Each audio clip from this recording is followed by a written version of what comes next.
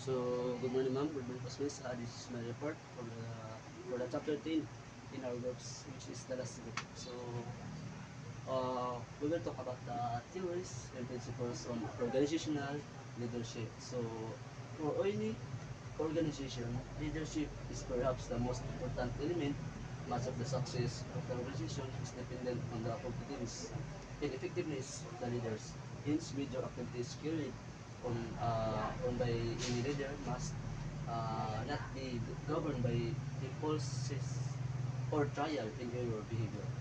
In the following words of Goldman in 1997, cited by Bush 2011, they emphasize how theories and principles can provide a framework for leadership activities and decisions. So, dili is kanang uh, para sa dili para paragraph is ang kanang sa bisan unsa daw nga kanang organization is kanang kinahanglan og usa ka leaders kay tungod kung wala leaders walay kanang walay tumong ang usa ka kwan or walay objectives nga kanang ma-organize og tarong kay wala may nag-lead.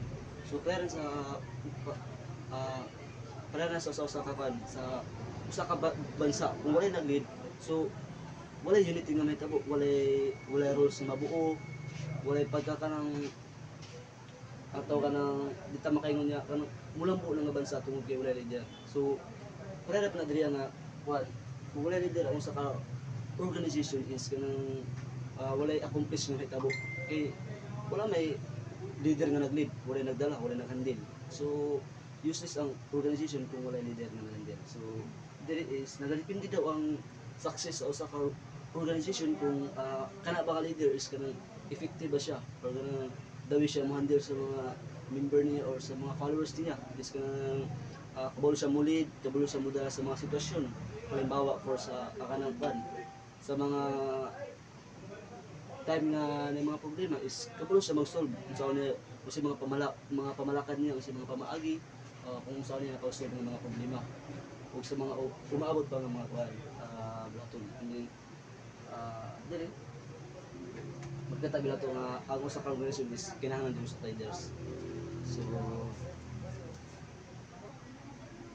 So kita sa next situational theory of leadership.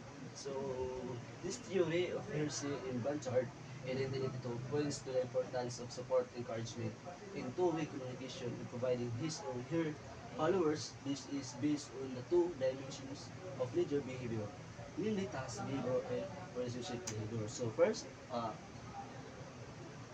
kini daw nga theory is kanang kini nga theory ni Hersey o ni Blanchard kay mahitungod sa importante sa support o encouragement o duha ka klase nga communication nga gihatag sa usa ka leader sa iyang mga membro sa conscious nga pamaagi, meaning aware ang leader og may saktong pangunahuna og may saktong behavior.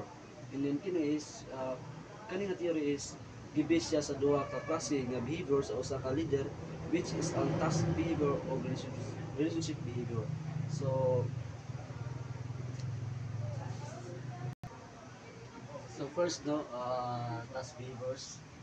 So it pertains to how the leader is so task focused that makes him or her behave in a manner that much emphasis is given to the accomplishment of tasks, which makes him or her anxious in getting things done. Is this a wholesome actuation? Definitely not over and above the achievement of the organizations. So targets is the concern for the welfare of the followers. So three is kini nga task is ka-refer niya sa grabe nga pag-focus sa usa ka leader to the point na matagaan nga grabe nga emphasis ang pag-achieve sa usa ka task or goal nga mataranta o makulbaan siya kung mahuman ba or matarong ba o human ang usa ka task. Pero dili siya maayo kay ang membro pud ang maluman o grabehan sa grabehan sa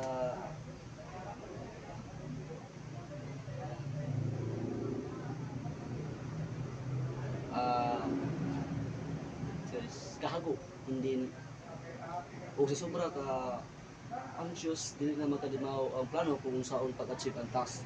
For instance, kaning ubang mga CEOs nga sobra dili ka gusto ma-achieve ang isa ka task, mas mudako ilang demand sa ilang mga employees hangtod nga daghan ang mag-overtime sa ilang trabaho. O sa sobra ka anxious sa leader, dako tendency nga dili magkadimaw ang sugo ug mapalpak ang trabaho. So ikaduha mao ang relationship behaviors. So this is how the leader puts premium on respect and rapport to his or her subordinates as they journey with their leader and the realization of the organizations. So today is ga-refer ni siya sa paghatag sa usa ka leader og premium ug grabe nga pagpahalaga sa respeto ug simpatya sa iyang mga membro. Samtang ginalid niya sila og gatabangan nga masabtan ug ma-achieve ang objectives sa organization. For instance, our former President Duterte, makita gyud nato nga grabe siya og respeto sa iyang mga katawhan, sa iyang mga sa iyang mga membro sa gobyerno. Makita po nato iyang suporta ug simpatya sa mga sundalo nga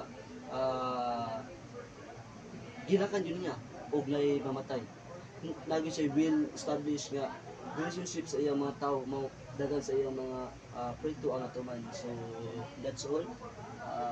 We were talking about the theories and principles on organizational leadership. So this is the two-way communication.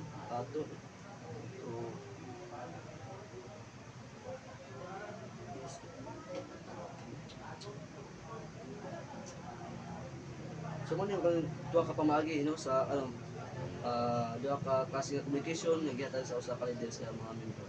So mo siya task behaviors, relationship behaviors. So that's all.